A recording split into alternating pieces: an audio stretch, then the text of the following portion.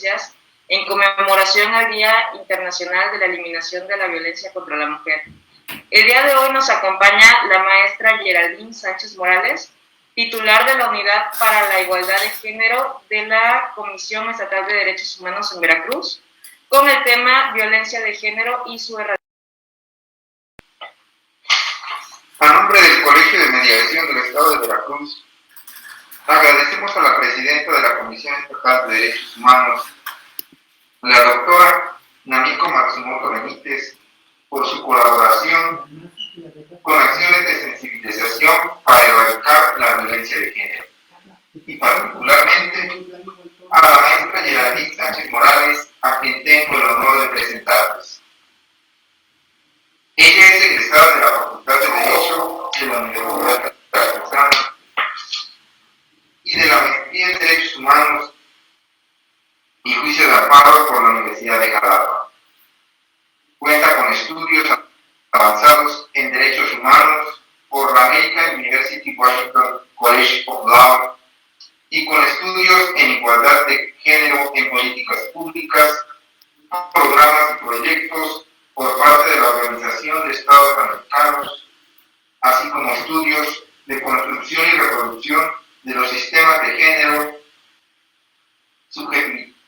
subjetividades y resistencias, por la Escuela Complutense Latinoamericana, Universidad Veracruzana y Universidad Complutense de Madrid, y de acompañamiento emocional con perspectiva de género y de derechos humanos por el Instituto de Investigaciones Jurídicas de la UNAM, entre otros. Se ha desempeñado en el ámbito de la investigación aplicada en derechos humanos y sistematización de jurisprudencia del Sistema Interamericano de Derechos Humanos, así como colaboró en la preparación de los equipos que representaron a la Universidad Veracruzana en concursos internacionales sobre derechos humanos. Participó en ADC Latin America Consulting Group como consultora externa en la elaboración de diagnósticos participativos sobre los contextos y procesos de violencia y delincuencia. Colaboró en la elaboración de los programas de derechos humanos en los estados de Coahuila, Baja California y Veracruz, en coordinación con la Oficina del Alto Comisionado de Naciones Unidas para los Derechos Humanos, los gobiernos estatales y el Programa de Derechos Humanos de la Universidad de Veracruz. Ha fungido como juez en diversos concursos estatales e internacionales.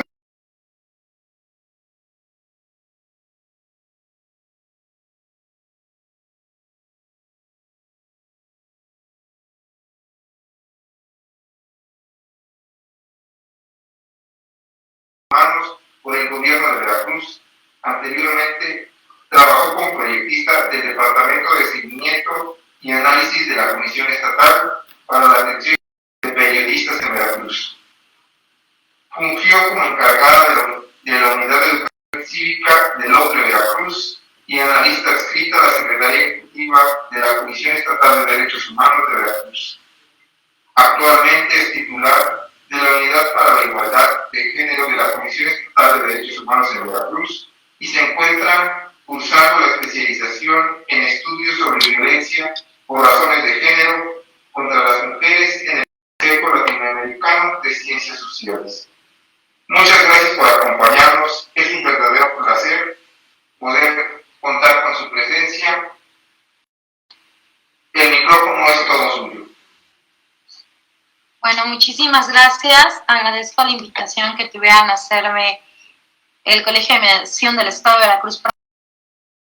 El día de hoy, en conmemoración del Día Naranja, temas sumamente importantes en materia de igualdad de género, de la violencia por razones de género contra las mujeres. Ahora bien, bueno, antes de comenzar, me imagino que todas y todos son abogados y abogadas, ¿verdad? Más o menos, también nos acompañan psicólogos. Ok, bueno, entonces, si me permiten, voy a empezar a hacer un breve recorrido sobre los organismos internacionales en materia de protección de derechos humanos de las mujeres y cómo estos están teniendo un impacto en el quehacer jurídico mexicano y principalmente en la labor que realizamos todas y todos los operadores jurídicos, así como todas aquellas personas que nos encargamos de impartir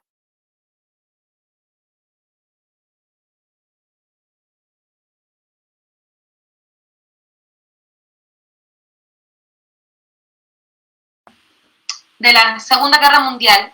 Empezó a generarse la importancia de platicar o de sentar las bases. Tenemos como origen el Sistema Universal de Protección de Derechos Humanos, que es lo que funciona como Naciones Unidas.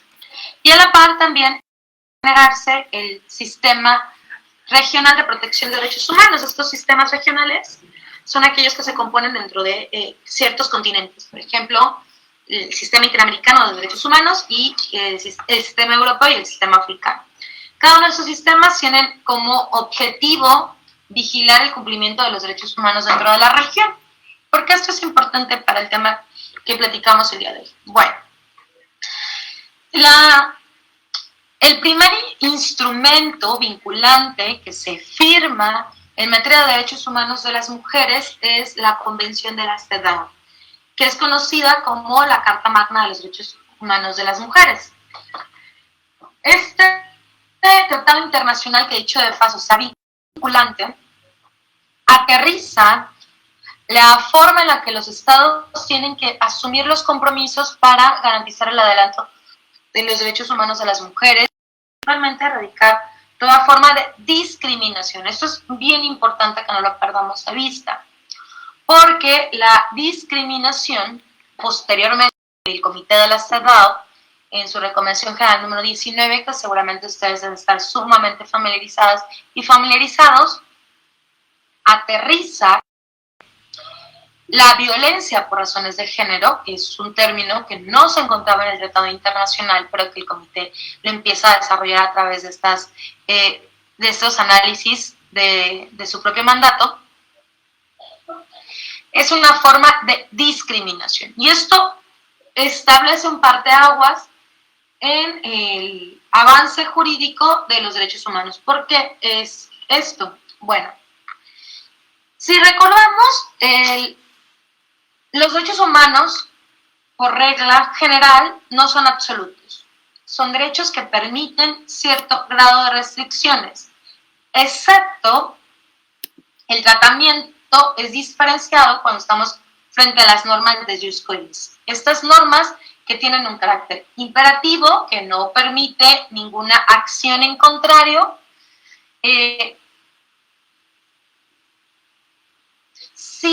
tiene un sistema de protección muchísimo más amplio, y que el Comité de la CEDAW puntualice en la Recomendación General número 19 que la violencia es una forma de discriminación contra las mujeres, tomando en consideración que el derecho a la igualdad y a la no discriminación es una norma protegida por el jus cogens. Entonces estamos hablando de una protección distinta, diferenciada, primordial, que se tiene que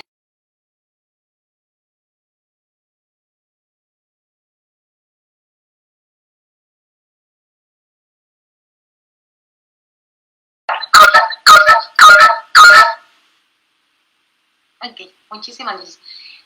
Un favor, ¿sería posible que en el discurso estoy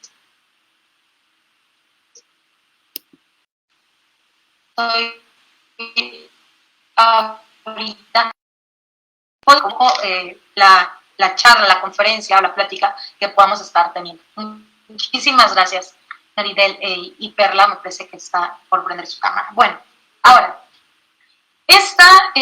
esta nueva visión que establece el Comité de la CEDAW es fundamental. De Naciones Unidas, los comités que emergen del sistema convencional su función sigue siendo un tanto cuasi jurisdiccional. Es decir, todavía no tiene un mecanismo que obligue a los estados a cumplimientos o de las observaciones finales que hacen a los estados conforme al tratado internacional que se encuentre vigilante. Sin embargo, México tiene un papel fundamental en el sentido de que sí tiene una obligación mucho más allá que el aspecto cuasi jurisdiccional y que emana precisamente del propio sistema interamericano. Y esto obedece porque el sistema interamericano es un organismo jurisdiccional. O sea, bueno, la Corte Interamericana es un organismo jurisdiccional, es decir, no emite recomendaciones, sino emite sentencias y por lo tanto genera una obligatoriedad a los estados de implementar el dictamen que haya realizado. Cuando, y dicho sea de paso, ahí es donde empezamos formalmente el recorrido que quiero compartir con ustedes el día de hoy. Bueno, ahora bien, si bien el Comité de la CEDAW es quien mayormente ha hecho avances en la materia a través de todas sus recomendaciones y que son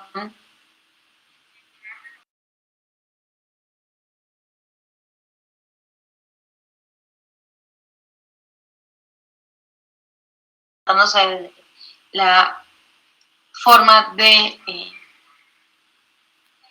implementar, tenemos obligatoriedad. Bueno, es bien interesante ver cómo el interamericano empieza a rendir sus frutos a través de las sentencias que la Corte empieza a emitir.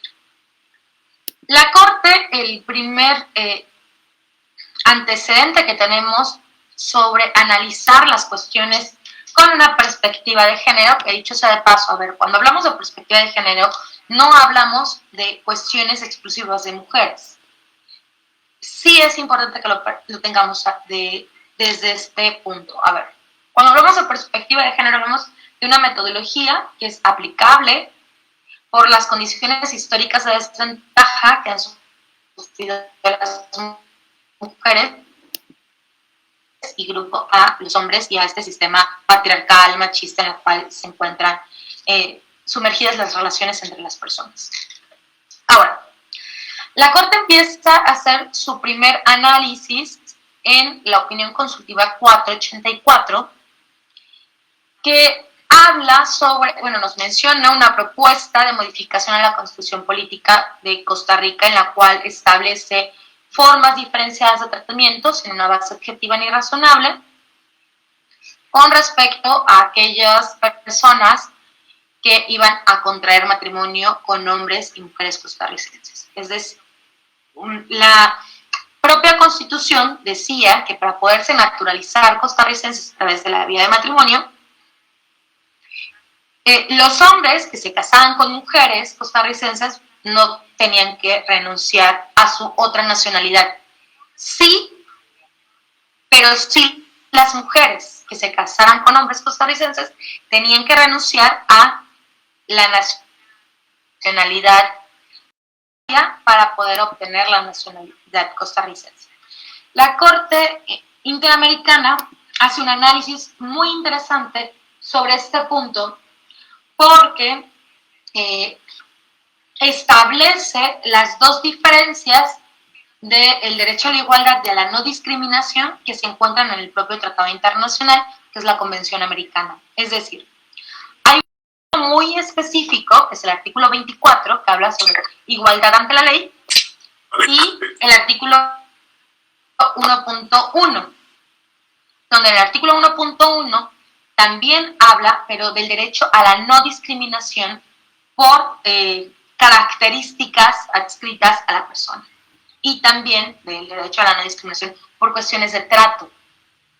Esto es fundamental que nosotros lo tengamos muy claro porque A partir de aquí, la Corte establece estas diferencias muy claras y dice, a ver, tenemos que tener muy puntualizado. No todo trato diferenciado es discriminación. Solamente vamos a hablar de discriminación cuando estamos frente a un trato diferenciado que no tiene una base objetiva ni razonable. Por lo tanto, frente a estas circunstancias, ahora sí estamos hablando de una vulneración de derechos humanos.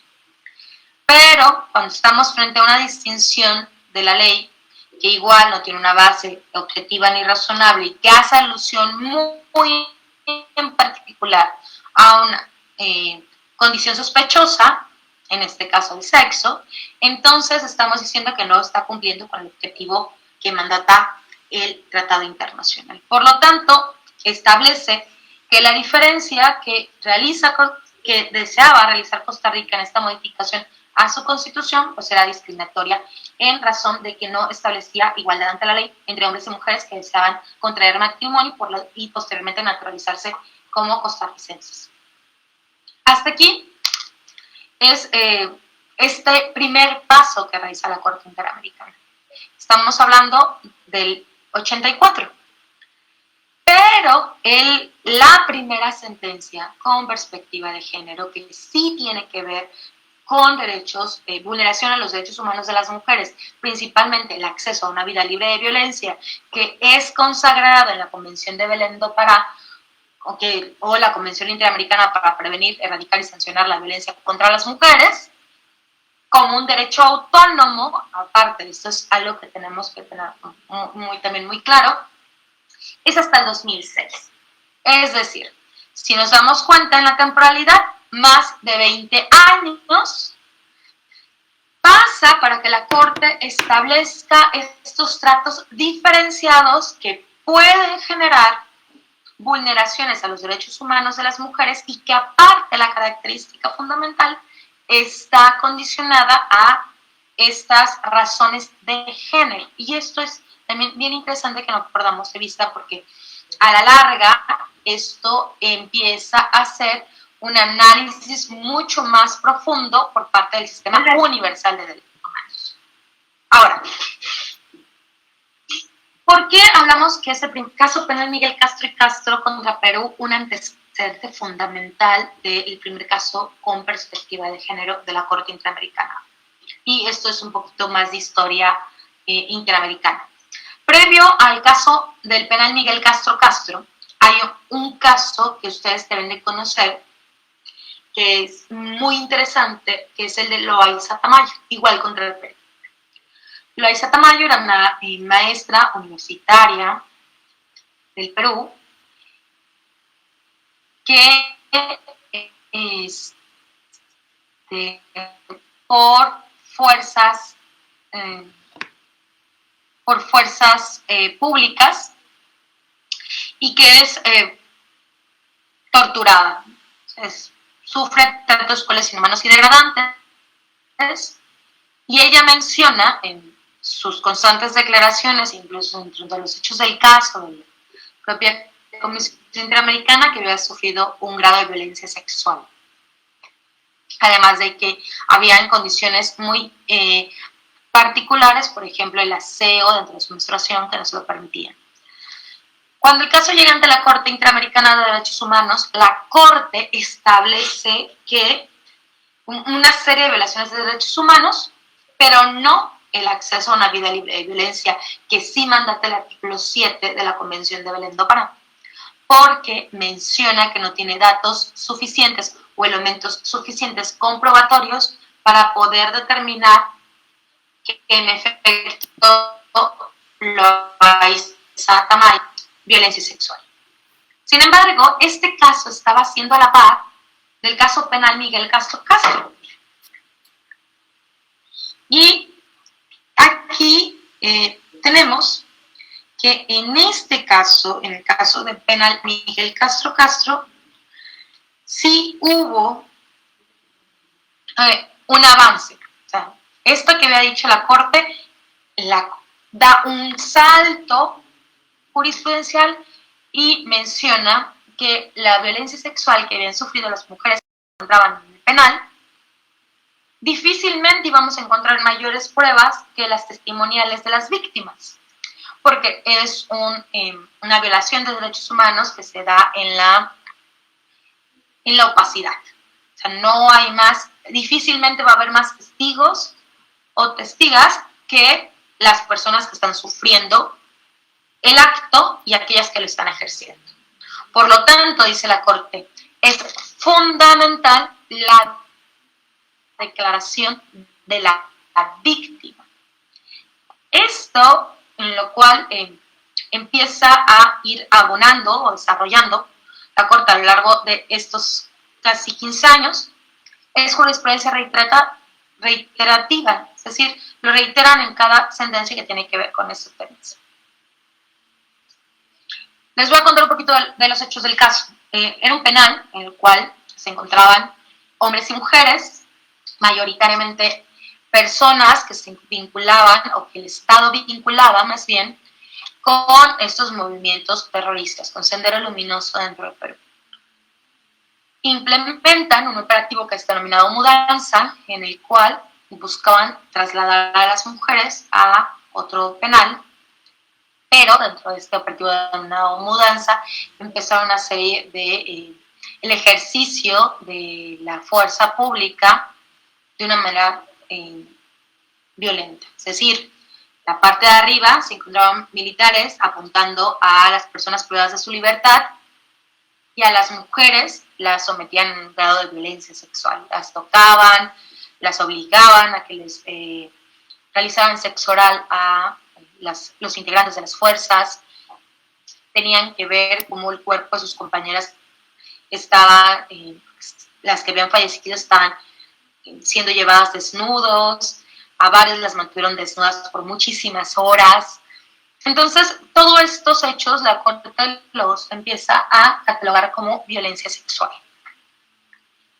Pasa que en este caso la Corte establece una serie de medidas de reparación a las víctimas y también de obligaciones para los estados. Y una de estas obligaciones es empezar a generar mecanismos y marcos jurídicos que buscan la protección de los derechos humanos de las mujeres a vivir una vida libre de violencia, tal y como lo mandataba la Convención de Belén do Pará, y llevar a cabo acciones reforzadas cuando las víctimas eran mujeres. Ahora bien, en este primer caso, la Corte retoma la Recomendación General número 19 del Comité de la CEDAW, porque como ya lo habíamos dicho, para este punto, la Corte no había juzgado con perspectiva de género ningún caso, en ese sentido de tomar aquellas acciones, metodologías entendidas desde estos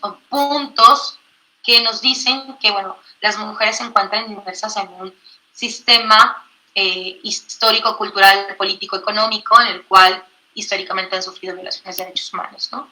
Y que la violencia va dirigida porque son mujeres, porque existen unas condiciones de género, es decir, una construcción cultural política que establece un grado de inferioridad a las mismas y que también, o que les afecta desproporcionadamente. Y esto es fundamental, porque esto lo dice la Recomendación General número 19 y la Corte lo atrae en esta sentencia.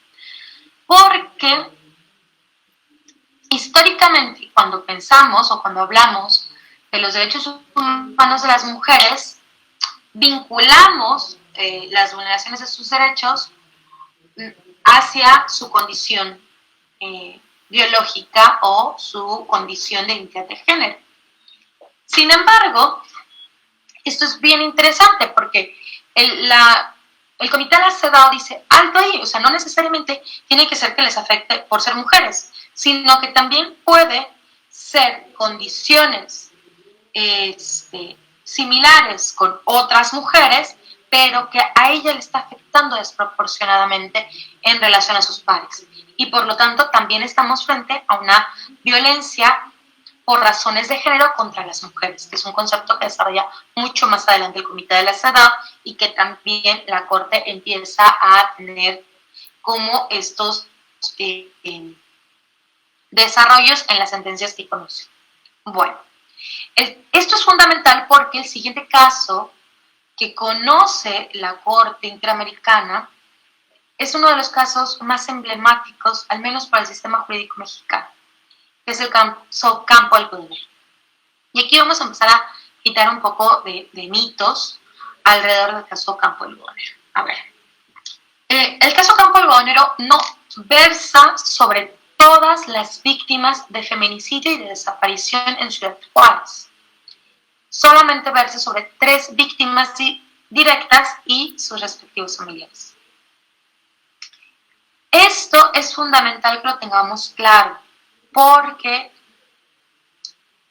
puede darse que posteriormente en algunas conferencias hablan o comentan que es sobre el caso de las muertas en Ciudad Juárez, que dicho sea de paso está mal denominado, estamos hablando de los feminicidios en Ciudad Juárez.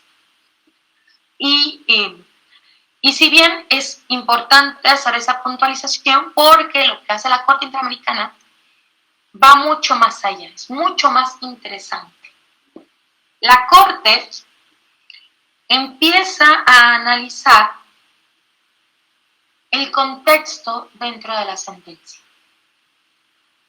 Y esto es fundamental, porque dice, si es cierto, por cuestiones de competencia, en el cual el Estado mexicano me otorgó, por los temas de conocimiento, de las circunstancias jurídicas en las cuales yo no me puedo extralimitar, precisamente por cuestiones procesales, solo puedo conocer a estas 3 víctimas. Sin embargo, tengo que vigilar o para poder dar justicia en este caso, necesito a fuerza remitirme al contexto que había en este punto en la Ciudad de México, en México, en el Estado de México, en el Estado, háblense de la entidad de la República, dice, necesito ver qué estaba pasando en Ciudad Juárez, Chihuahua, de los Estados Unidos mexicanos, ¿no? Y saber, porque esto es muy importante para medir el grado de obligación que tenía el Estado mexicano. Y empieza a hacer un contexto histórico, antropológico, social, de las circunstancias que estaban en Ciudad Juárez. Incluso marca una línea de tiempo desde lo que fue más fuerte el fenómeno hasta la temporalidad, 2 años después de la temporalidad de los hechos. Y dice, bueno, a ver, de 1993 al 2003, es decir, 20 años, hubo un fenómeno social muy importante en Ciudad Juárez. Y este fenómeno social hablaba de mujeres que estaban siendo desaparecidas y que posteriormente eran asesinadas, algunas, no todas, porque no encontraron su cuerpo, por lo tanto siguen teniendo la calidad de desaparecidas, y que tenían características muy particulares. Y esto es fundamental porque la propia sentencia del Campo Algodonero habla de cuestiones seriales, pero no habla de cuestiones seriales como el mito de la década de los 90, principios de los 2000, de que quien cometía estos hechos era un asesino serial, sino, a ver, hablamos de seriales porque las víctimas tenían características comunes. Es decir, eran mujeres jóvenes de entre los 15 y 29 años, en su mayoría eran mujeres trabajadoras, de clase media baja y media, que tenían que salir.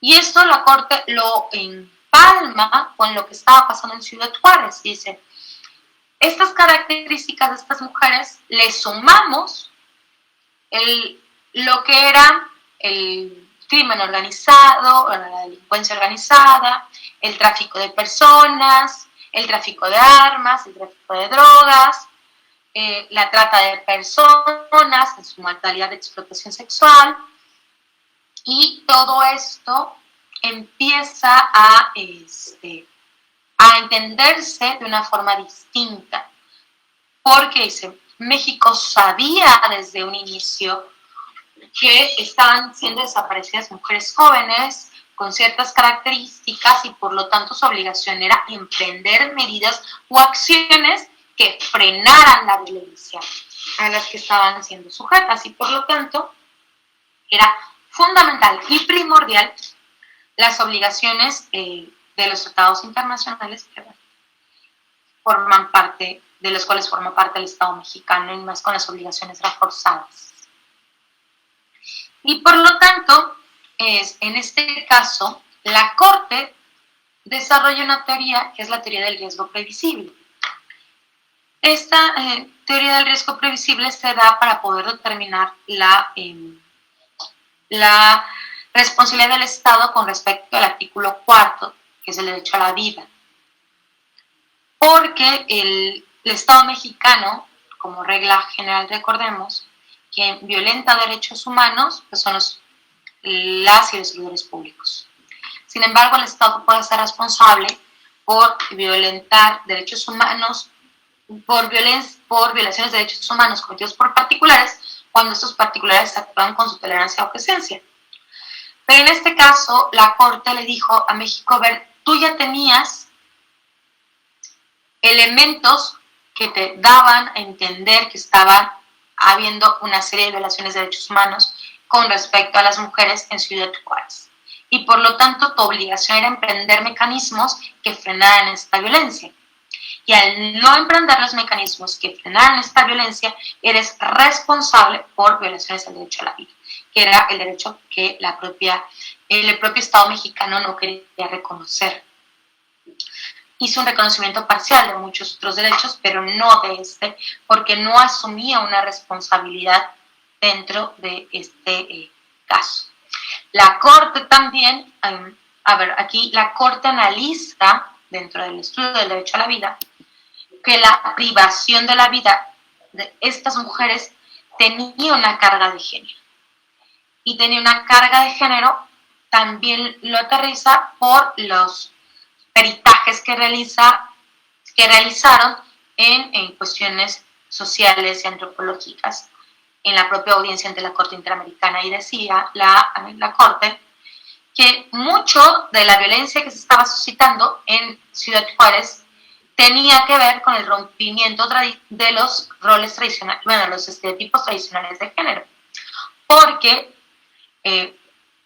cuando llegan las maquilas a sentarse y a quienes empiezan a contratar eran a las mujeres, no a los hombres. Y por lo tanto, las mujeres empiezan a emprender una carrera en el espacio público, los hombres se quedan en el espacio privado, y esto empieza a generar un enfrentamiento y un aumento de la violencia. Un tema que sigue siendo muy actual si tomamos en consideración que a pesar de las políticas públicas que se están llevando a cabo, y esto no lo dice Geraldine Sánchez, sino lo dice la propia Comisión Interamericana de Derechos Humanos, bueno, aún es sorprendente ver cómo sigue aumentando la violencia. Esto lo retoma la Comisión Interamericana en el informe temático de violencia contra niñas, mujeres y adolescentes, que emitió a finales del año pasado. Bueno, pasa otro gran, bueno, y a raíz de esto, la Corte igual establece una serie de reparaciones a las víctimas, y de las reparaciones que tienen como un impacto a la comunidad es el memorial a las víctimas de feminicidios en Ciudad Juárez y desapariciones en Ciudad Juárez, que se da, bueno, en el campo algodonero, en el cual no solamente era una forma de reparar a las 3 víctimas directas de sus familiares, sino todas aquellas víctimas que por cuestiones procesales no podían estar siendo dictaminadas dentro de la sentencia del campo algodonero. Y también de las obligaciones, de las cosas más interesantes de esta sentencia es el desarrollo jurisprudencial que hace la Corte, en donde vincula el acceso a la justicia de las mujeres con el derecho a vivir una vida libre de violencia. Es decir, si el Estado no les garantiza a las víctimas acceder a la justicia, entonces también no le está garantizando el acceso a una vida libre de violencia y por lo tanto sigue vulnerando los derechos humanos de las víctimas. Esto es muy, muy importante, que nunca se pierda de vista estos desarrollos que se empiezan a hacer en torno a este derecho. Bueno, ahora tenemos el caso de Fernández Ortega y otros contra el Estado mexicano, y el caso Rosendo Cantú, igual contra el Estado mexicano, en donde la Corte, por primera vez, establece un catálogo de obligaciones que se tienen que llevar a cabo por parte de los ministerios públicos cuando estamos frente a víctimas de violencia sexual. Uno de ellos es que puedan estar en un espacio cómodo, en el cual no se sientan intimidadas, acompañarse de una persona de su entera confianza, otorgarle atención médica, psicológica, sanitaria de forma inmediata y durante todo el transcurso que dura la investigación. Evitar a toda costa que las víctimas tuvieran que reexperimentar los hechos, es decir, tuvieran que decir y una otra vez lo que sucedió. Porque el hecho de volverlas a someter a la reexperimentación de los sucesos, pues lo estaba violentando precisamente el acceso a una vida libre de violencia, por las afectaciones psicológicas que esto podía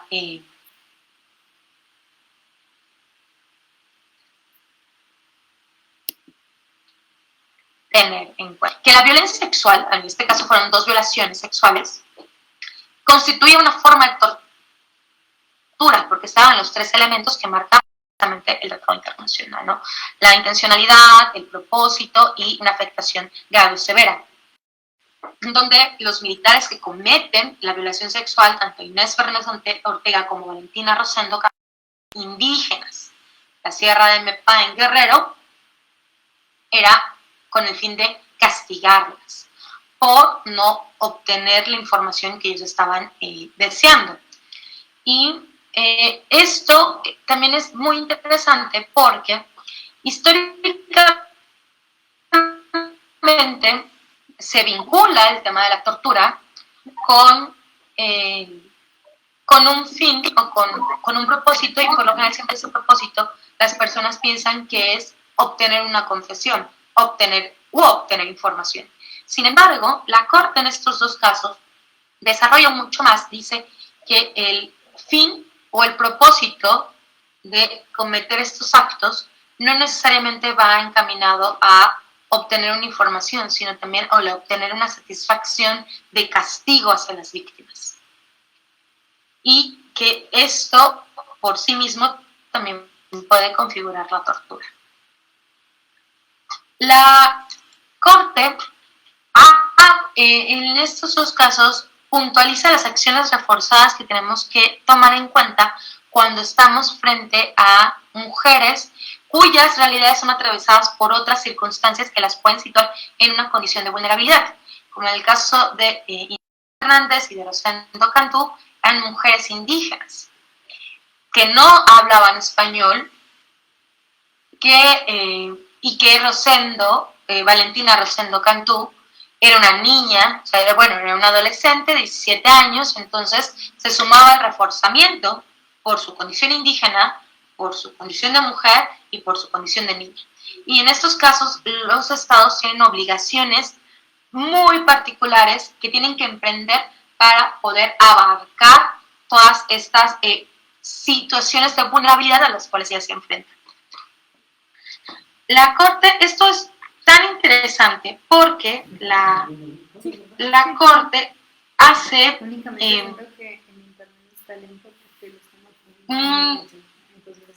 análisis en el tema de las separaciones.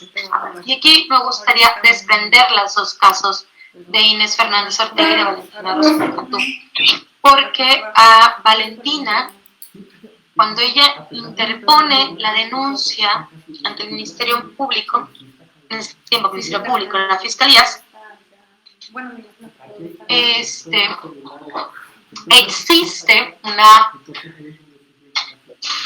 empieza a aumentar la presencia militar dentro de su comunidad. Y esto provoca que las otras personas de los pueblos y comunidades indígenas, por ahí estaba al cual ella pertenecía, empiezan a expulsarla de la comunidad. Él tiene que emigrar junto con su hija de la comunidad a la cual ella pertenecía, y aparte pues, tienen una cosmovisión de colectividad muy distinta a esta mirada occidental. Y versus con Inés Fernández Ortega, ella sí tuvo todo el apoyo de su comunidad, en la cual hicieron frente al aumento de la presencia militar. ¿Por qué era importante mencionar esto? Porque en el tema de las reparaciones, la Corte tuvo que tomar estas consideraciones para emitir un tema, una reparación que permitiera tanto a Valentina como a Inés fortalecer sus vínculos con la comunidad.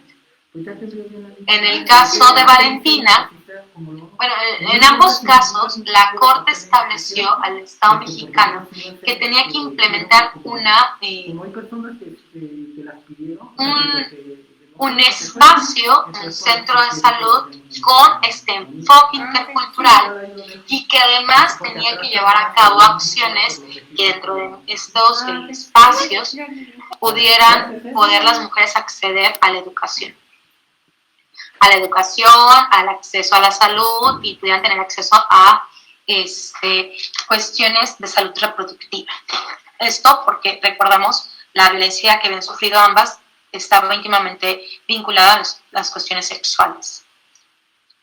En estos dos casos, nuevamente la Corte establece que cuando estamos frente a víctimas de violencia sexual, bueno, entonces hay que creerles a las víctimas, o sea que juega un rol fundamental su declaración, y que también la violencia sexual no solamente se constituye con la penetración tanto de un miembro viril o de objetos a las víctimas, sino que la violencia sexual incluso no puede no llevar contacto físico alguno. Esto es sumamente poderoso porque la Corte lo que nos está diciendo es que el acoso sexual el acoso sexual callejero o el acoso sexual es una forma de violencia sexual, y por lo tanto tiene que ser tratada con la seriedad de la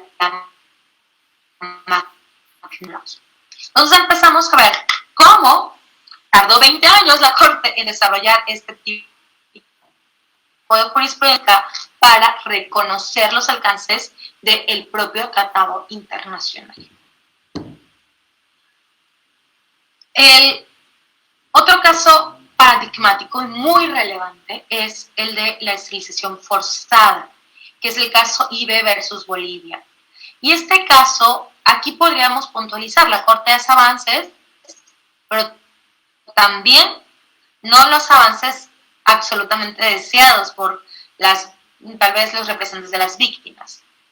Y esto obedece a que la Corte se queda un poco corta y no desarrolla los conceptos o el término de violencia obstétrica. Y esto es muy importante porque la mayor parte de los tipos y modalidades de violencias que encontramos el día de hoy, y tanto dentro de la normativa interna, tanto local como nacional, existen otros tipos son tipos y modalidades que no se encuentran en la Convención de Belén do Pará. Incluso la esterilización forzada no se encuentra dentro del Tratado de Belén do Pará. Estos los desarrolla la Corte a través de su jurisprudencia. Si ustedes se van a la Convención de Belén do Pará, van a poder encontrar el concepto de violencia y sus modalidades física, psicológica y, si me no recuerdo, social. Pero no habla, no menciona o no, más bien no menciona nada de violencia obstétrica. La violencia obstétrica, el énfasis de nombrarla de esta manera, ha sido precisamente a través de todas las acciones que han emprendido activistas feministas. Tal es así que actualmente en la Ley General de Acceso a las Mujeres a una Vida Libre de Violencia no encontramos la violencia obstétrica. La encontramos en la Ley Estatal de Veracruz, sí, siendo uno de los 4 estados de la República que la tiene contemplada y el primero que la implementó. Pero cuando este caso llega ante la Corte Interamericana a nivel regional, se esperaba que se mencionara la violencia obstétrica porque esto va a obligar a todos los estados que legislaran en torno a la violencia obstétrica. Sin embargo, la Corte se queda un poquito corta y menciona solamente la esterilización forzada como una forma de violencia por razones de género contra las mujeres y por lo tanto que violenta el derecho al acceso a una vida libre de violencia. Pero de lo que sí está establece la Corte y de lo que vincula, claro, también por los propios hechos del caso, pero cómo vincula el ejercicio de los derechos sexuales y reproductivos, que tampoco no están dentro de la Convención Americana, sino que esto los ha desarrollado a través de su jurisprudencia como una suma de muchos otros derechos, se encuentran, han sido históricamente violentados los derechos humanos de las mujeres porque han históricamente estado al servicio de un sistema patriarcal, en el cual, dice la propia Corte, son los hombres los que han tomado las decisiones con respecto a los derechos sexuales y reproductivos de las mujeres. Por lo tanto, esto es sumamente fuerte, porque la Corte puntualiza que la limitante de los ejercicios de los derechos humanos de las mujeres tiene que ver o está íntimamente vinculada a este sistema patriarcal en el cual se ha diferenciado el trabajo, la posición o los derechos sexuales reproductivos de hombres y mujeres.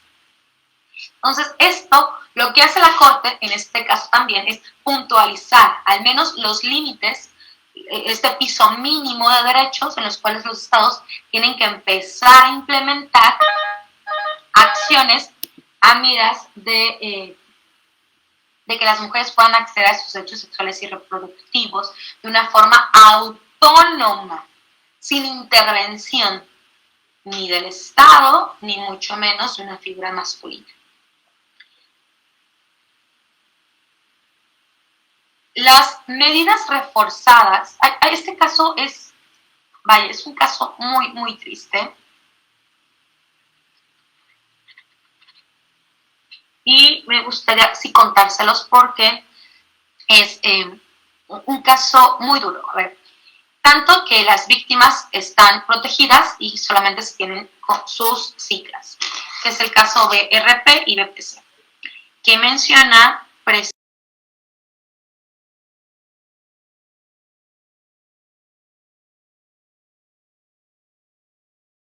sexual cometida por un particular, en este caso el padre de una menor, contra su menor hija de 8 años. En este caso, la niña empieza a tener molestias en sus partes íntimas,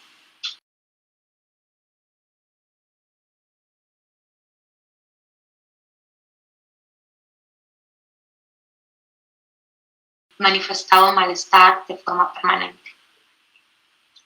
Su mamá decide, cuando lleva al ginecólogo, el ginecólogo le hace como una evaluación previa, y esto es muy interesante.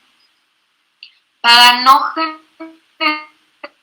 generarle una afectación afectación a la integridad personal de la víctima, en este caso de la niña, su mamá, previa autorización de su mamá, y con su mamá a un lado. Y comienza la revisión.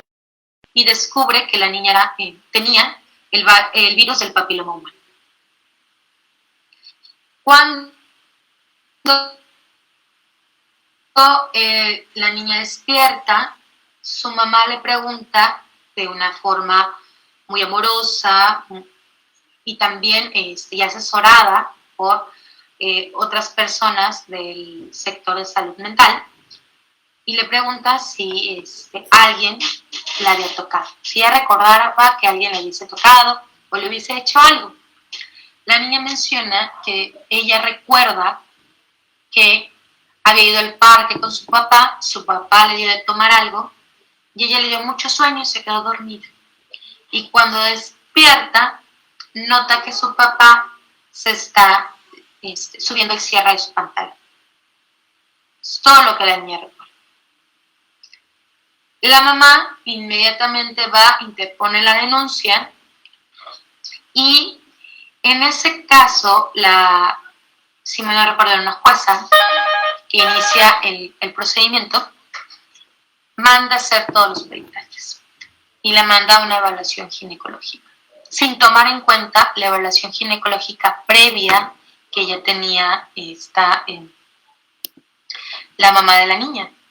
Es más, nunca mandaron a citar al médico.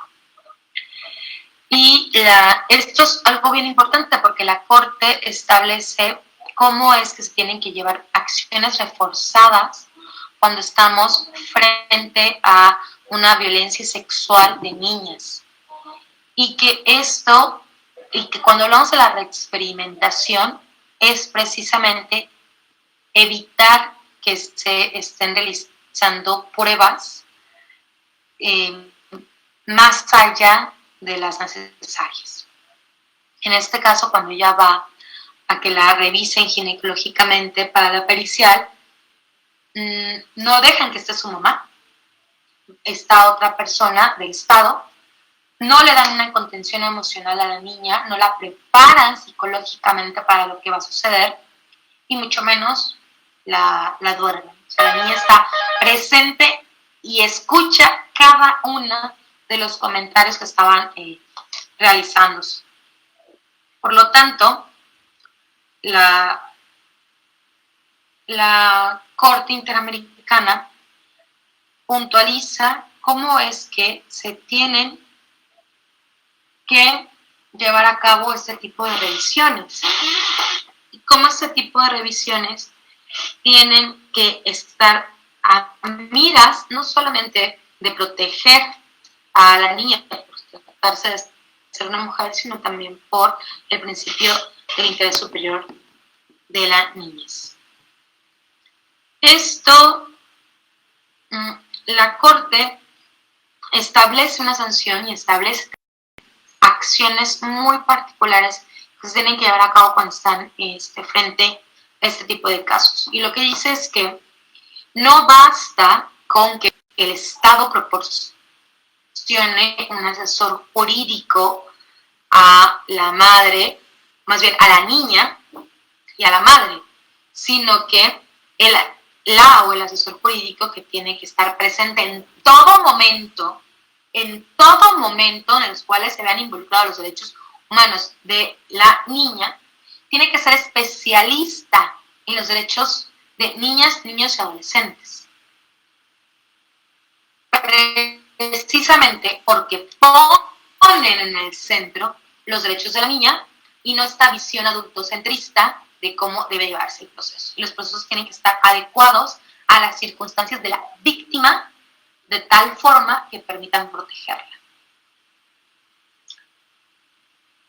Ahora, aquí me gusta como siempre hacer un paréntesis. México no lleva tantos casos en la Corte Interamericana de Derechos Humanos.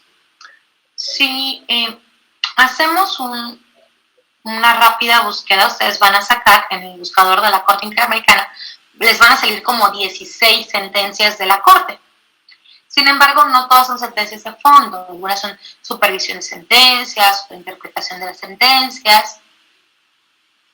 ¿Y por qué hago esta acotación? Bueno, porque actualmente podríamos decir que casi el 45%, casi, o el 40% aproximadamente, de los casos que tiene México ante la Corte Interamericana tienen que ver con la vulneración a los derechos humanos de las mujeres y están íntimamente vinculadas a vulneración de los derechos humanos de la Convención de Belém do Pará. Y esto tiene que ver con el último caso que México tuvo sobre este tema en mujeres víctimas de tortura sexual en Atenco. En este caso, no sé si ustedes están familiarizados para que les pueda platicar. Bueno, como saben, también vamos a empezar a quitar mitos. No tiene nada que ver con el aeropuerto. No, esto no va. El caso de Atenco no va con el tema del aeropuerto. Va con la manifestación que hicieron agricultores y floristas por la reubicación de sus puestos en un espacio distinto al mercado. Esto provocó un descontento entre las y los comerciantes porque la transmisión ya no hay problema, pero porque ya es hasta el final ellos se ven en las afueras de del mercado. Y esto, generó la manifestación y por lo tanto la movilización de las fuerzas municipales, estatales y federales. ¿Por qué este caso es tan importante? A ver, 1. Retoma la Corte lo que había dicho anterior en todos los demás casos, las declaraciones de las víctimas. 2. Retoma nuevamente las obligaciones que tienen los ministerios públicos, las fiscalías del Estado, cuando estamos frente a víctimas de violencia sexual. Es decir, tienen que cumplir con esos requisitos que ya dictó. 3. La Corte puntualiza cuál es el límite del ejercicio de la fuerza pública, que ya lo había hecho en muchos otros casos, pero en este caso menciona cómo la fuerza pública y la violencia sexual que sufrieron estas mujeres había sido usada como una forma de control social, y la menciona de violencia social, perdón.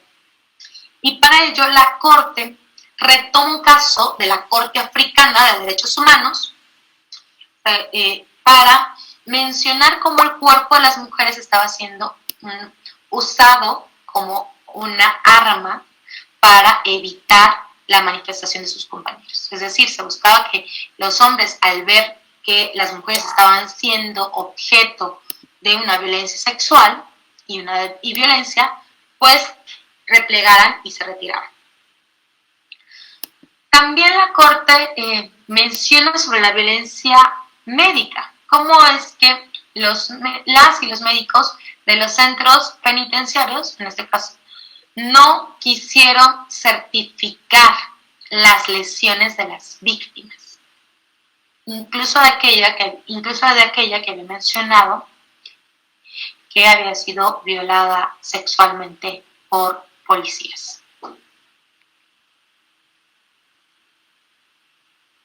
También mencionó fue perpetrada por más de la mitad en contra de más de la mitad de las mujeres que se estaban manifestando, y que incluso muchas no pertenecían activamente a la manifestación.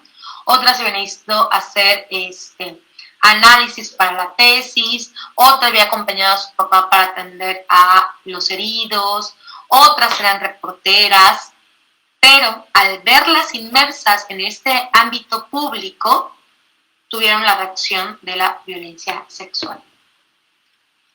Este caso se llama Mujeres víctimas de tortura sexual en Atenco, porque las víctimas lo que querían era que se quedara puntualizado que lo que ellas habían vivido era una violencia sexual, porque nadie les creía. Tenían tan normalizada las autoridades el grado de violencia que les decían, es que solo te manosearon. No es cierto. ¿Cómo eres mentirosa? Esto ya forma parte de el protocolo que les dan para que a las manifestantes para que las suelten inmediatamente, ¿no? Entonces todo esto, para ellas que se nombrara de esa manera, era sumamente importante, sumamente valioso y sumamente reivindicativo de sus derechos humanos. Ahora, tenemos el caso de López Soto y otros contra Venezuela. Este caso también es muy duro, pero nuevamente aterriza cómo es que la violencia sexual, cómo los estados pueden ser responsables de la violencia sexual cometida contra mujeres, cuando aun cuando quienes cometieron los hechos fueron particulares. Y aquí les quiero contar un poquito también de Loaiza como una forma de reivindicar su historia. Loaiza era una joven de 18 años que se mudó a Caracas para poder estudiar la universidad. Ella le hace mención a su hermana que va a ir a ver a alguien para que, por un tema que la habían citado y que por lo tanto se iba a trasladar. Esta persona era el hijo del rector de la Universidad de Caracas. Ella se acerca y lo último que se sabe es que no volvió a aparecer a su casa. Su hermana, preocupada por esa situación, porque aparte eran muy unidas, fue a interponer una denuncia ante el Ministerio Público. Ya estando ahí, a esta de la hermana de también Loaiza López Soto, le dicen que pues seguramente se había ido con el novio, que no de volada, que etcétera, comentarios con una carga estereotipada de género muy fuerte. Y le dicen que bueno, ella no puede interponer ahorita la denuncia, que se espera de que seguramente iba a pasar. Palabras, tras de muchos hechos muy duros, Linda fue privada de su libertad por el hijo del rector, el cual la sometió a tratos crueles, humanos y degradantes, que fueron configurados como tortura, pero es el primer caso en donde la Corte establece la esclavitud sexual y la trata de personas. Ya había un caso anterior, que es el caso Hacienda Brasil Verde contra Brasil, en donde la Corte estableció y puntualizó los elementos de personas, y uno de ellos era el tema de la propiedad. Pero en este caso menciona cómo el cuerpo de Loaiza fue utilizada como propiedad del agresor y que incluso la autoridad no realizó una investigación inmediata. Incluso cuando la hermana de Loaiza le dice a la autoridad que quien tiene a su hermana, pues es esta persona al cual da nombre, incluso le dice, por favor, márquenle el número de mi hermana. La autoridad lo que hace es marcarle al agresor y decirle que los citaban para que se presentara en la comandancia por estos hechos. La Corte establece cómo tienen que darse los elementos de propiedad y a Loaiza le anularon tal la personalidad porque fue sometida a constantes violaciones sexuales y a una constante violencia sexual, que ella ya no se sentía como persona. Ella ya no era considerada de esa manera y por lo tanto para el agresor y el Estado debió haberla investigado como trata de personas.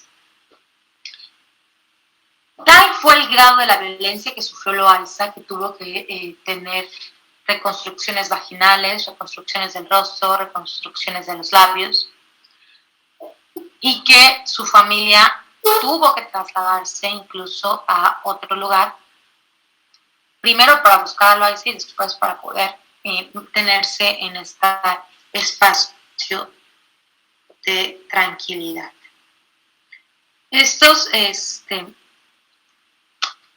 casos que yo les comenté hoy, creo que sirven como una forma de ilustrar no solo los compromisos o las obligaciones que tenemos frente a los tratados internacionales en materia de derechos humanos que han firmado el propio Estado mexicano y también el marco de protección que tenemos, sino sensibilizarnos de las distintas formas y tipos en los cuales la violencia por razones de género contra las mujeres se están manifestando.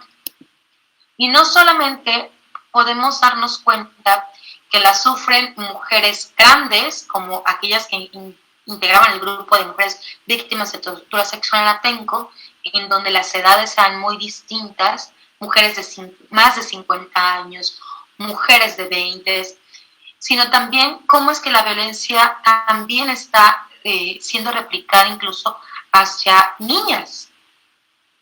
Y que la violencia por razones de género contra las mujeres no son casos aislados.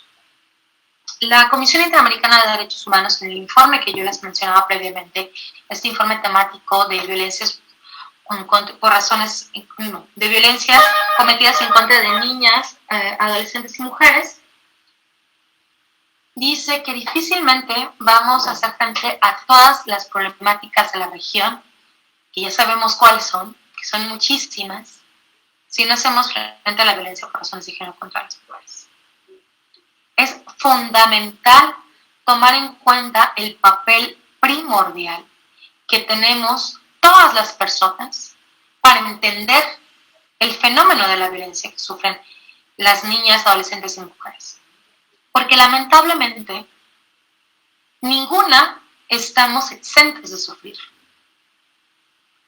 Desde aquella niña que salió al parque con su papá, hasta aquellas mujeres que salieron a atender o apoyar o investigar una marcha, como eran las de mujeres de Atenco. O como aquella que quiso ir a dar, que tenía que ir a dar luz y que fue esterilizada forzosamente, como el caso de Ibe. Todos estos casos buscan ilustrarnos, lamentablemente, el fenómeno de la violencia, pero también cómo podemos evitar que más casos como estos sean replicados, lamentablemente, en cada uno de los estados. Porque si nos damos cuenta, son muchos los estados en los que les platiqué: Nicaragua, Perú, Costa Rica, Venezuela, México, y que son fenómenos en los cuales no son ajenos, a pesar de que tenemos diferencias culturales, políticas muy distintas. El Comité de la CEDAW, en su recomendación general número 35, dice que actualmente no existe ningún país, es más, ni el más avanzado, que haya logrado la igualdad sustantiva. Y cuando hablamos de la igualdad sustantiva, recordemos, es igualdad de oportunidades, más no discriminación, más una pizca de equidad, pero equidad vista no desde esta visión de yo sé lo que necesitan, sino de acciones encaminadas para hacer frente a estas cuestiones de discriminación. Bueno, yo les hago un llamado a que nos sigamos empapando en estos casos, en esta jurisprudencia, en estas obligaciones reforzadas que tenemos en el ejercicio de nuestras actividades y también en el ejercicio de nuestro desarrollo como humanidad para ir abonando en la erradicación de la violencia contra las mujeres y que ya no sea hasta en el 2300 como está proyectando Naciones Unidas, sino que formemos parte de romper el ciclo de violencia. Tanto mujeres como hombres tenemos un papel fundamental. Y los hombres, el romper el pacto patriarcal creo que es fundamental para ir avanzando hacia la igualdad sustantiva. Y bueno, quedo para una sesión de preguntas y respuestas, si es que existen en el grupo, y si no, pues quedo a sus órdenes, y ha sido un placer para mí compartir con ustedes este día.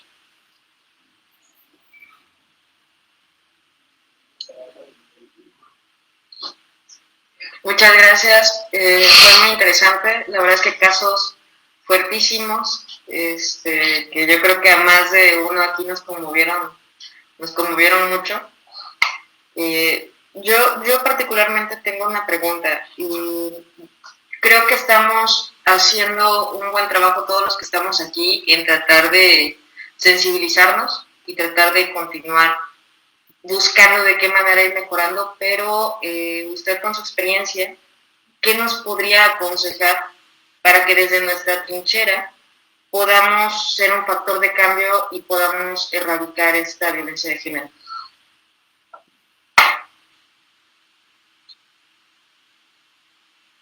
Creo que tenemos mucho trabajo por hacer, mucho. O sea, cuando estamos... Y también creo que no es tanto encontrarle el hilo negro a las circunstancias, porque ya muchísimos organismos protectores de derechos humanos nos han al menos marcado la guía hacia dónde tenemos que hacer. Y es fundamental que se involucre toda la sociedad, pero un paso importante para poder acceder a una vida libre de violencia es la erradicación de los estereotipos de género. Esta idea ilusoria parte de la feminidad como este modelo de mujer que tienen que seguir todas, ha afectado mucho el cómo se ve o cómo acceden las mujeres a sus propios derechos humanos. La Corte Interamericana lo dijo en el caso Campo Algodonero. A ver, los estereotipos de género son una forma de violencia contra las mujeres. El que una mujer no encaje en el estereotipo tradicional, porque aparte es este modelo hegemónico, ¿no? Sí implica una resistencia o una respuesta tanto de la sociedad como de las autoridades.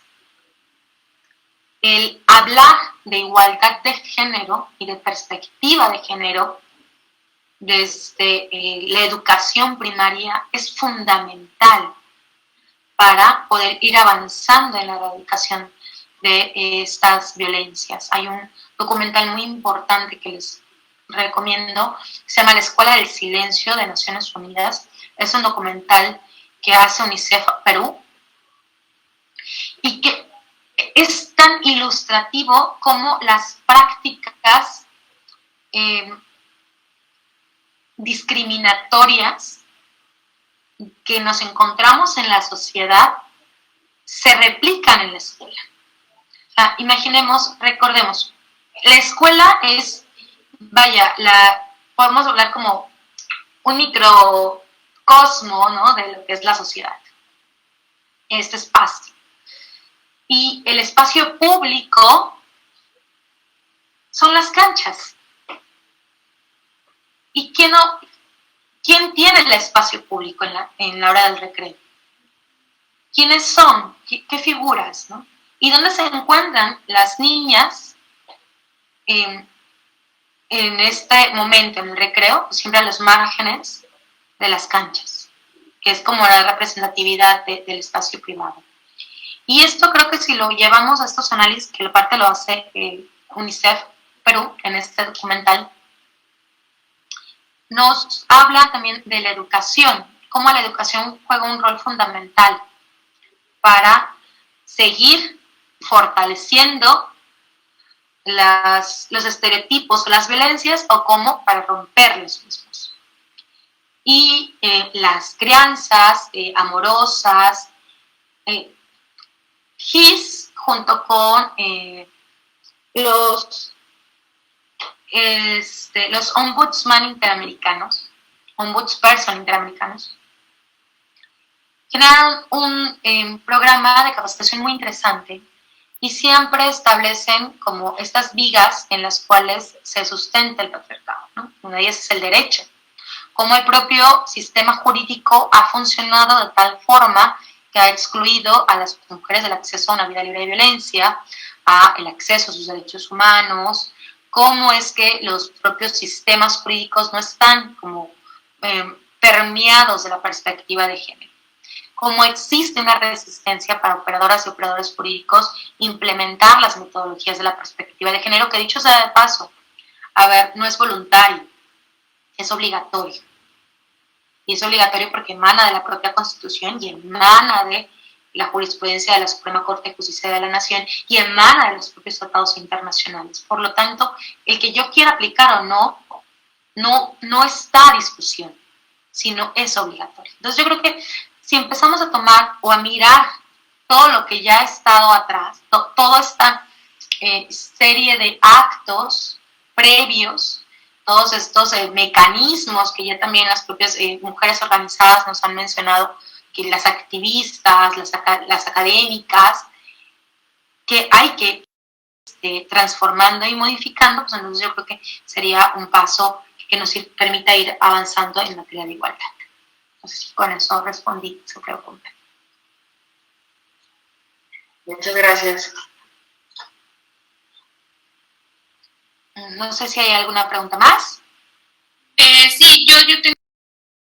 Con base, buenas tardes. Con base a lo que usted mencionó sobre los niños en la escuela y todo, ¿usted cree que exista la posibilidad que se den conferencias como estas, ustedes como comisión las organicen y puedan darse esas conferencias para que obviamente se tenga una cultura de sensibilidad, como lo decía Lali, un poco más, más fresca, una educación mejor a la que se tiene ahorita?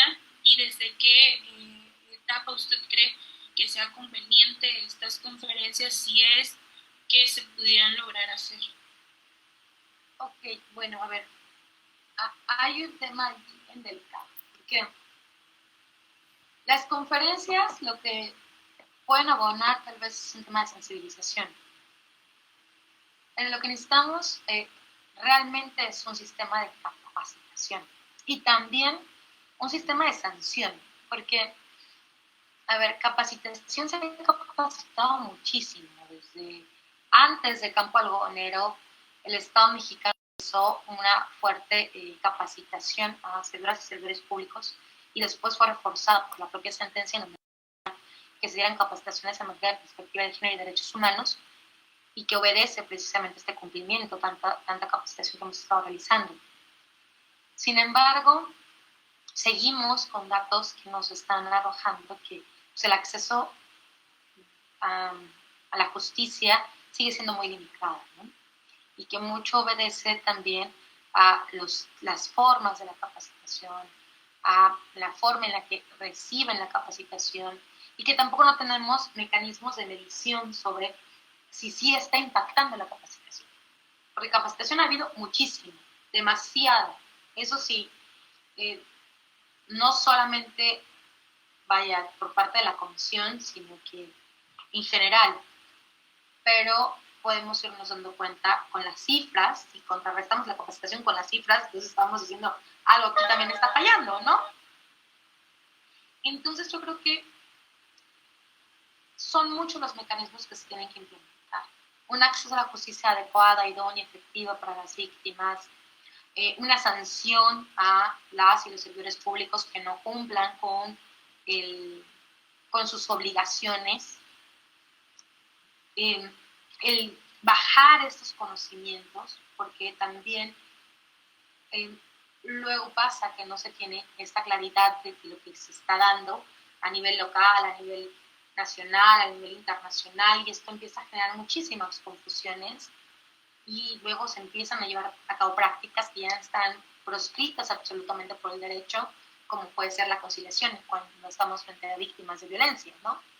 Y que todavía no falta alguien que diga, no, pues es que me llevaron a conciliar. Tal vez no era sobre temas de violencia, pero sí estás poniendo frente a frente a la víctima con su agresor. Y eso también nos está dando de cómo estamos tal vez llevando a cabo esas obligaciones reforzadas. Entonces yo creo que son muchas otras cosas que tal vez se necesitan afianzar para que podamos ir avanzando. Si bien la capacitación es fundamental, es un elemento, no es el único. Y no podemos poner como toda la mirada hacia la capacitación y dejar de lado pues, las sanciones o aquellas maneras de ejercer o que las personas ejerzan sus propios derechos humanos, ¿no? Entonces, no sé si ahí Maridel contesta tu pregunta. Muchas gracias. No, al contrario, un gusto. Maestra, por el chat nos están preguntando qué opinión tiene respecto de los roles laborales en cuanto a la perspectiva de género. Uy, bueno, les voy a dar los datos de Naciones Unidas. No me precisión personal porque pues, no estoy para darles mi precisión personal, estoy para darles información que les consideran ustedes valiosas. A ver, actualmente las mujeres ganan el 25% menos que los hombres en el mismo puesto de trabajo y en la misma cantidad de horas. Eso nos está hablando de una feminización de la pobreza, en la cual, pues, históricamente las mujeres son las que ganan más, tienen menos posibilidades de acceder a propiedades, esto abona la violencia que pueden sufrir con las parejas. Entonces, nos estamos dando cuenta que son muchos elementos que están vinculados a la violencia. Y precisamente el empoderamiento económico o la independencia económica es una de ellas. Actualmente tenemos que las mujeres, a raíz de la pandemia, de acuerdo a las cifras de Naciones Unidas, la Comisión Interamericana de Mujeres y la Comisión Interamericana de Derechos Humanos, las mujeres están laborando una tercera jornada laboral. Esto tiene que ver precisamente con los estereotipos de género y los estereotipos de cuidado, en los cuales ellas, a pesar de estar dentro de su casa, tienen que seguir trabajando a través de la computadora o los sistemas virtuales, y le sumas todos los trabajos de cuidado, comida, aseo, ropa, porque una crítica que se ha dado desde Naciones Unidas, desde ONU Mujeres, son muchos los organismos que se mencionan o que hablan al respecto de los derechos humanos de las mujeres, tiene que puntualizar precisamente cómo es que las mujeres salieron al espacio público, tradicionalmente llevado por hombres, pero los hombres no han entrado al espacio público. O sea, no se han involucrado en las tareas de cuidado. Y esto ha implicado también una sobrecarga de trabajo para las mujeres, que a su vez es discriminatoria y que a su vez es violencia. Entonces, nos estamos dando cuenta cómo es que también existe una feminización laboral. Porque, ¿cuáles son los trabajos que las mujeres están desempeñando en el espacio público? Versus cuáles son los trabajos que están desempeñando los hombres en el espacio público. Si nos damos cuenta, la Comisión Estatal de Derechos Humanos realiza un monitoreo de forma anual y nos hemos encontrado que todavía hay plazas en las cuales solamente hay hombres, y estas plazas son las de choferes, ¿no? Por mencionar unos, o directores donde solamente hay hombres, y las mujeres son asistentes de contabilidad, todo esto vinculado a estos trabajos feminizados, ¿no? A estos de ahorro, cuidado, cuestiones financieras, en las cuales pues están, si nos damos una cuenta, están involucradas con estas tareas de economía, en las cuales las mujeres pues, han realizado mucho trabajo previo, precisamente porque son las que han llevado la casa o el hogar, ¿no? Entonces, hay muchísimo, hay un atlas para la persona que escribió y que creo que le puede interesar mucho, un atlas de igualdad de la Comisión Nacional de Derechos Humanos, en donde ustedes les pueden arrojar las horas laborables de hombres y mujeres, las horas que invierten cada mujer u hombres en el espacio privado, los sueldos, la diferencia de sueldos, también el tema de las propiedades, el nombre de quién están las propiedades. Históricamente las propiedades también han estado a nombre de los hombres y muy pocas propiedades a nombre de las mujeres, ¿no? Entonces todo esto va abonando. También hay teorías que a ustedes les pueden interesar, como las del piso pegajoso y el techo de cristal, porque el techo de cristal, todo el mundo está como muy acostumbrado a ese término, pero el piso pegajoso está involucrado con todo ese trabajo de cuidado que impide que las mujeres despeguen en su vida laboral. Entonces, es mucho, o sea, hay mucho por hacer, mucho por trabajar, mucho por poder abonar o platicar, pero eso nos dice que también la forma de visibilizarlo y nombrarlo, entonces estamos obligando a implementar herramientas en torno a evitar que se sigan replicando estos actos.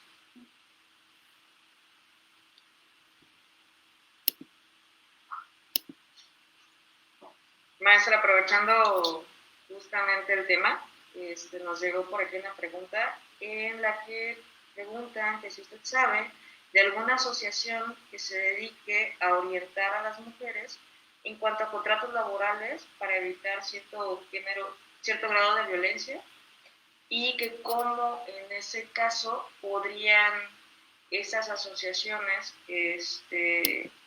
pues coadyuvar con el patrón para que se puedan firmar estos contratos.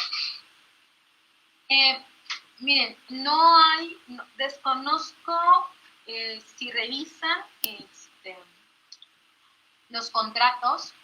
Lo que sí sé es, por ejemplo, del Instituto Simón de Beauvoir en la Ciudad de México, que tiene muchísimo trabajo al respecto, y principalmente con trabajadoras domésticas, en donde se ha impulsado la adopción del convenio 189 de la OIT, si no me recuerdo el número no, 190, entonces, el 189 es el del acoso, en donde precisamente buscan apoyar este tipo de mecanismos.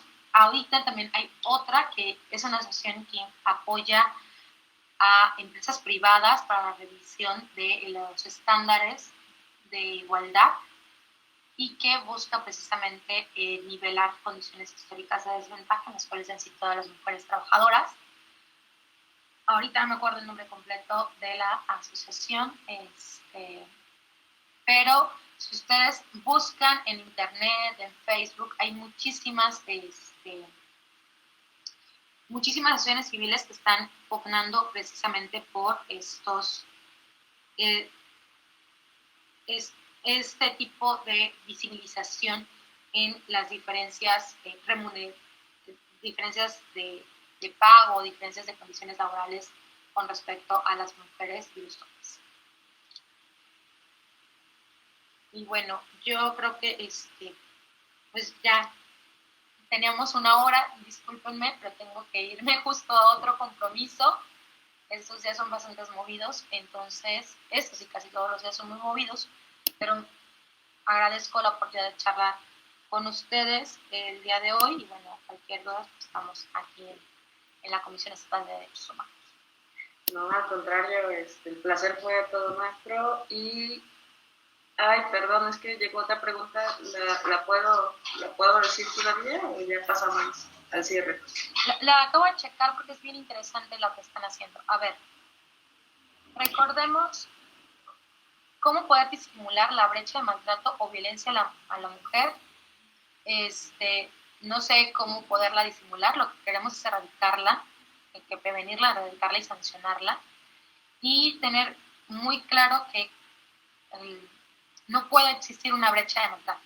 O sea, no hay, la violencia por sí misma, pequeña o grande, sigue siendo violencia que tiene que ser sancionada y tiene que ser visibilizada y tiene que ser erradicada por el Estado. Entonces, creo que y como mecanismos que nos permitan erradicarlas, esa es la primera pregunta que me hicieron y que podríamos ir abonando incluso, porque esto es un tema muy, muy vasto, muy profundo, que requiere una mirada incluso interdisciplinaria e interseccional, que también la política pública que puede implementarse en Jalapa no va a ser la misma política pública que se puede implementar en Solís, porque hay muchísimas cuestiones que tienen que ser tomadas en cuenta, principalmente la georreferencia. La georreferencia de la construcción de la política pública es fundamental.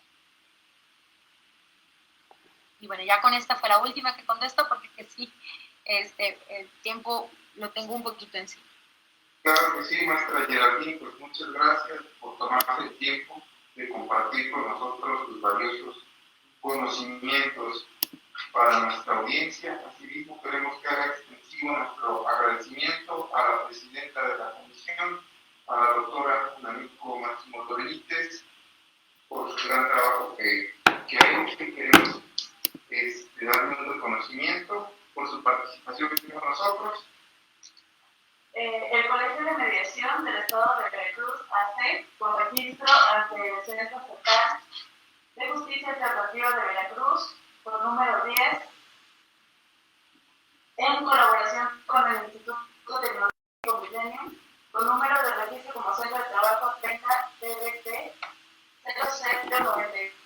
0799H, expide la siguiente constancia la maestra Geraldine Sánchez Morales por su participación como ponente en la conferencia magistral Hablemos de Violencia de Género, con una duración de 1 hora y media el día viernes 26 de noviembre de 2021. Muchas gracias. No, pues muchísimas gracias, al contrario. Muchas gracias. Gracias por su tiempo. Gracias, un gusto y hasta luego. Hasta luego, muchas gracias. Gracias a todos los presentes por acompañarnos y seguirán teniendo noticias de nosotros.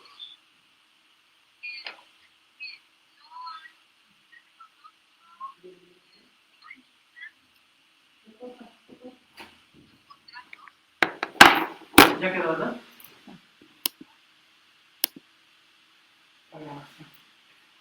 Sí, ya está ahora.